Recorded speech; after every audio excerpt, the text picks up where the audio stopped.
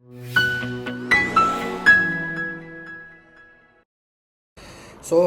हाल चाल दोस्तों, कैसे हैं आप लोग। कल का वीडियो मैंने नहीं बनाया था, बट कल मैंने एक शॉर्ट्स बना के मैंने बता दिया था कि एक्सपायरी में कल क्या हुआ क्या नहीं हुआ। और कल मैंने आपको बताया कि कब काम नहीं करना है। कब करना है तो सबको पता है, बट कब नहीं करना है और पैसे कब बचाने हैं। ठीक है, पैसे बचाना भी पैसा बनाना ही है। तो कब पैसा बचाना है ये भी जानना बहुत ज़रूरी है, नहीं तो क्या होता है, जो आपने हफ्ते भर कमाया वो एक्सपायरी में लुटा दिया। तो कल भी बहुत लोगों ने यही किया था। और कल सेंसेक्स की एक्सपायरी है तो सेम लोग रिपीट कर सकते हैं। तो उनके लिए स्पेशली फॉर दोज पीपल जो ये चीज़ करते हैं, हीरो जीरो और वो सब चीज़ें एक्सपायरी में they call they put they call they put, ठीक है, ओवर ट्रेड करते हैं। तो पूरे हफ्ते भर का जो प्रॉफिट होता है ना, अगर वो प्रॉफिट बनाते हैं, नहीं बनाते तो फिर लॉस ही लॉस में। अगर प्रॉफिट बनाते हैं तो प्रॉफिट भी ना मार्केट को वापस दे देते हैं। अब आज की बात करें तो आज मार्केट आपको पता है कैसा था। दोनों साइड उसने दिए मूव, दोनों साइड मूव दिए उसने, पहले कॉल में फिर पुट में। पकड़ने वाले पकड़ लिए, नहीं पकड़ने वाले फंस गए। ट्रैप भी किया उसने दोनों साइड। तो नमस्कार दोस्तों, आपका स्वागत है हमारे चैनल पे। अब आज की बात करें तो आज आप देखोगे तो आज की अगर आप क्लोजिंग देखोगे निफ्टी की तो लगेगा कि कुछ हुआ ही नहीं है। बस 22 पॉइंट ऊपर क्लोज हुई है, फ्लैट। पर क्या आज का दिन फ्लैट था? नहीं था। फ्लैट ओपन हुआ था। फ्लैट ओपन होते ही मैंने आपको बताया था ना कि गैप अप गैप डाउन में गैप कवर होता है। सबसे बढ़िया होता है कि फ्लैट ओपन हो। फ्लैट का मतलब बिल्कुल फ्लैट नहीं होता, 10 20 30 पॉइंट ऊपर नीचे हो सकता है निफ्टी में। सेंसेक्स में तो 100 200 पॉइंट भी फ्लैट ही बोलते हैं, ठीक है। तो फ्लैट ओपन हो और फिर या तो नीचे जाए या फिर ऊपर जाए। एटलीस्ट उसमें लोगों के पास मौका मिलता है, क्योंकि वो चीज़ें ना 9-15 के बाद होती है। जो चीज़ें 9-15 के पहले हो जाए वो तो लोगों के पास मौका ही नहीं मिलता। वहाँ तो पहले ही भाग गई ऊपर या पहले ही भाग गया नीचे, तो वहाँ तो मौका ही नहीं मिला। बट आज के केस में देखो आपको मौका मिला होगा। अगर आप मॉर्निंग सेटअप वाला प्लान भी करते हो, जो मेरी वीडियोज़ है वहाँ पे मेरे चैनल पे, तो भी आपको वहाँ पे मौका मिला होगा 9-15 वाले में भी।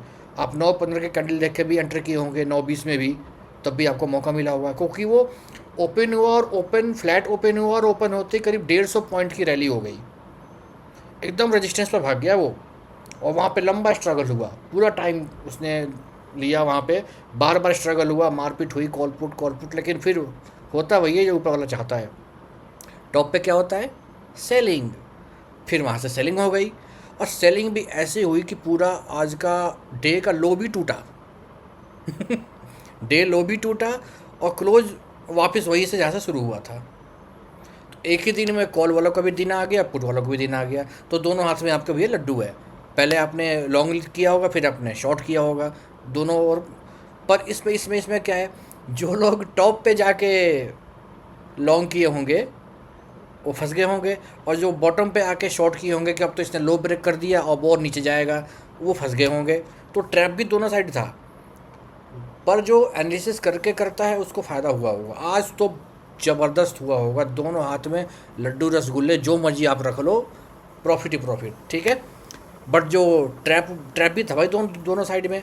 आई एम श्योर आपने एस एल फॉलो किया होगा। एस एल तो भैया फॉलो करना ही है।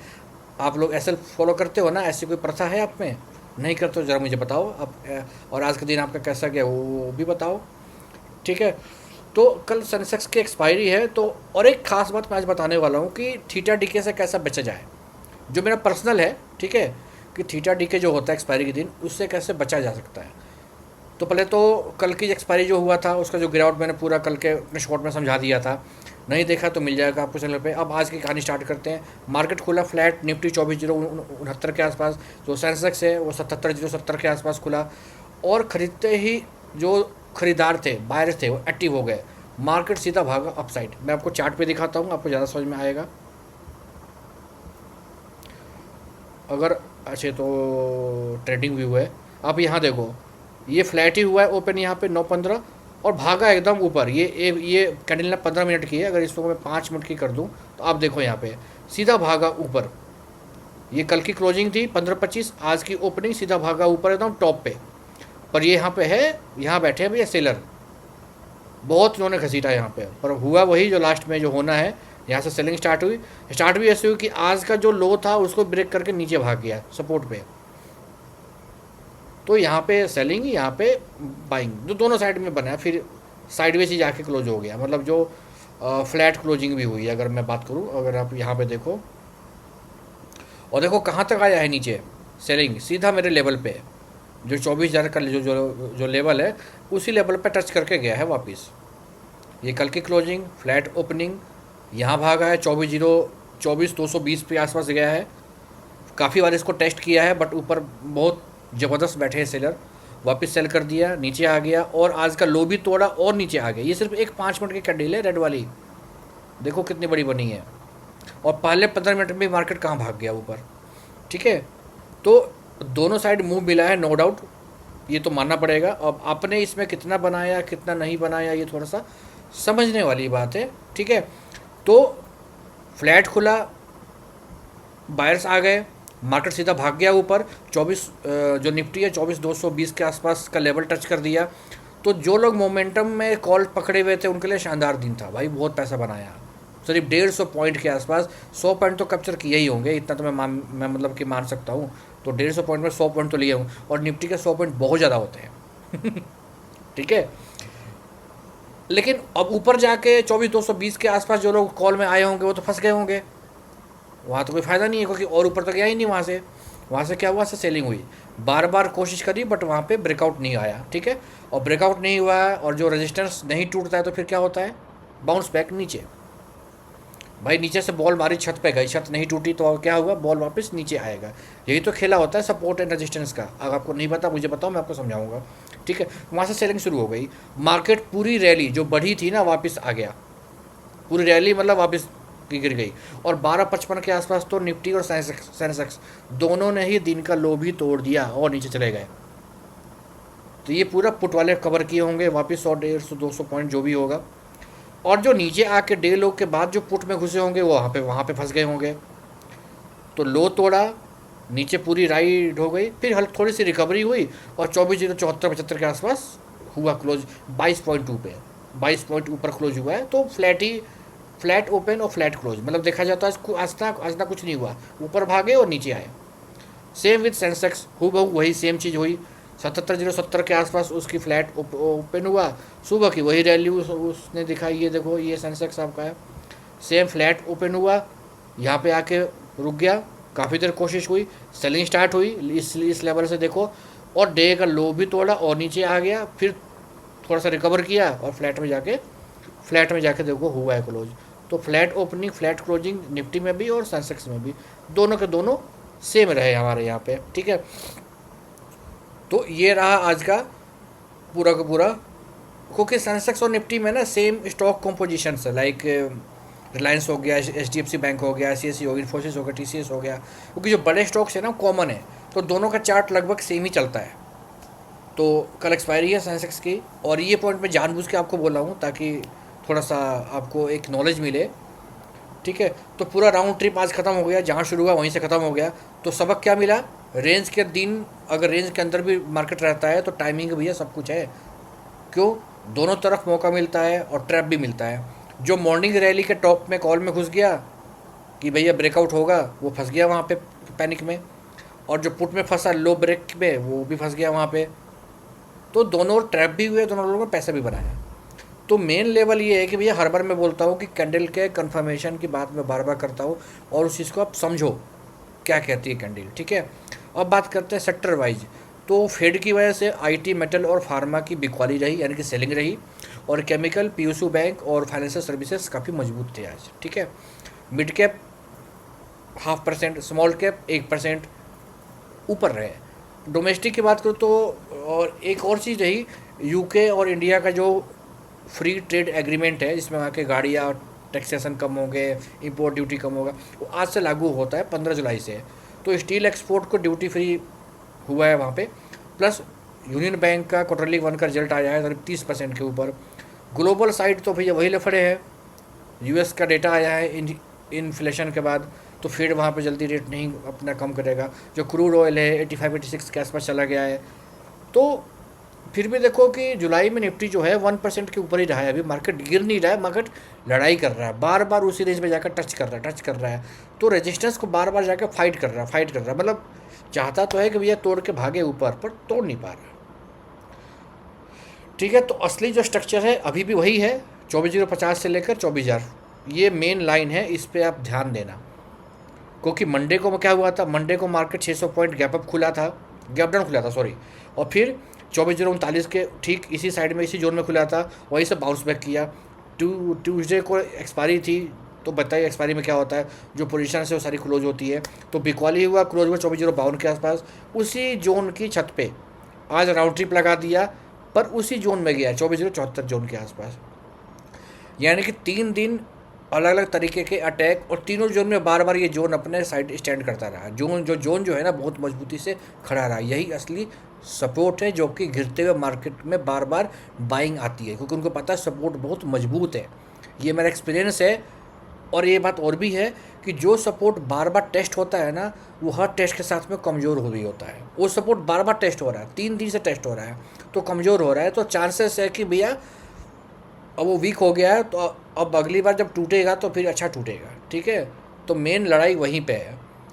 और एक और चीज़ है, आज लाइव टेस्ट भी हुआ है ये चीज़ कि मार्केट 24,250 के 24,220 के आसपास जाके दिखा दिया कि असली बिकॉली कहाँ बैठी हुई है, मतलब असली सेलर कहाँ पे बैठे हुए हैं, क्योंकि वहाँ पे बहुत देर स्ट्रगल हुआ है, बहुत देर स्ट्रगल हुआ है, और वहीं से रिवर्सल आया है। आप में बताइए, आप में से कितने लोग इस रिवर्सल को क्रैक कर पाए थे, मतलब ट्रैक कर पाए थे, इसको पकड़ पाए थे। ठीक है, तो अब वो रेजिस्टेंस तो सपोर्ट वाली बात नहीं है, ये तो रिजेक्शन लेवल जो है 24,200 से 24,235 का प्रूफ हो चुका है।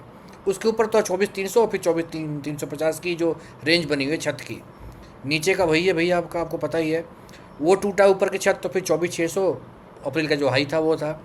तो आज का जो है कहानी पूरी इसी रेंज की कहानी है। 24,220 से रिजेक्शन हुआ, नीचे जो सपोर्ट आया, सपोर्ट के ऊपर रेंज अभी जिंदा है, और दोनों दीवारें एकदम ताकत से बची हुई है। ठीक है, अब एक आज की ना ज्ञान की बात करेंगे, थीटा स्पेशल, कि थीटा डीके से कैसे बचा जाए। ये खास आज का है टॉपिक। तो कल सेंसेक्स की एक्सपायरी है, कल निफ्टी की एक्सपायरी थी, तो एक ज़रूरी सी मुझे लगा आपको बताना चाहिए कि भैया रिस्क एजुकेशन है। ये कोई ट्रेड की रिकमेंडेशन नहीं है, मैं कोई सेबी का रजिस्टर्ड नहीं हूँ, आप उससे बात करो जो सेबी का रजिस्टर्ड है। बट ये ऑप्शंस की एक मैकेनिकल समझ है जो मुझे पता है, और हर बंदे को पता होनी चाहिए। ऑप्शन के प्रीमियम में ना एक खास टाइप होता है, हिस्सा होता है टाइम वैल्यू, और उसका दुश्मन होता है थीटा, यानी कि टाइम डीके। जिस इंडेक्स की एक्सपायरी जिस दिन होती है ना, उसके ऑप्शंस में ये डीके बहुत स्पीड में काम करता है, स्पेशली एटीएम और ओटीएम के केस में, क्योंकि उनकी पूरी वैल्यू ही टाइम के ऊपर टिकी होती है। तो हर घड़ी की जो टिक टिक टिक टिक होती है ना, उसकी प्रीमियम खा रही होती है। यानी कि मार्केट अगर आपकी डायरेक्शन में जाएगा भी ना, तो प्रीमियम उतना नहीं बढ़ेगा जितना उसको बढ़ना चाहिए, लेकिन थीटा डीके ज़्यादा होगा।